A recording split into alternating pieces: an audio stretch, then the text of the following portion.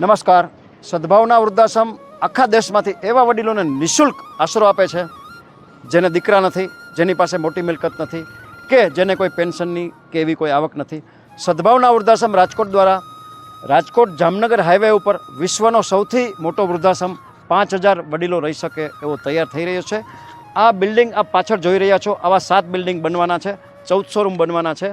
આ બધા બિલ્ડિંગમાં વપરાશ માટે સંસ્થાને સિમેન્ટની બેગની જરૂરિયાત છે. કુલ 16100 બેગની જરૂરિયાત છે. એકની કિંમત 280 રૂપીસ થાય છે.